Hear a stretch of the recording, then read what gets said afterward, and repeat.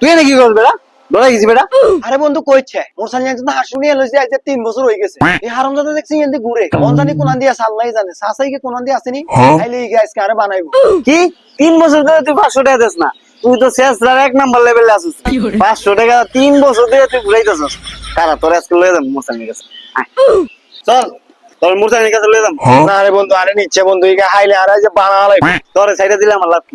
আচ্ছা তোরা 100 টাকা দে বন্ধু তুই আর তো শাড়ি দে 100 টাকা নগদ দে, নগদ দে। 500 টাকা ঘুরাইছিস 1 বছর, 100 টাকা আমার সারা জীবন ঘুরাবি। আগে নগদ দে, তাহলে ছাড়ুন দে।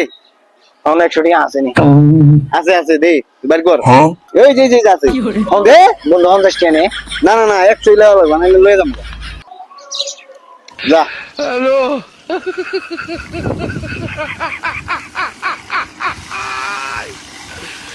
ওরা কেন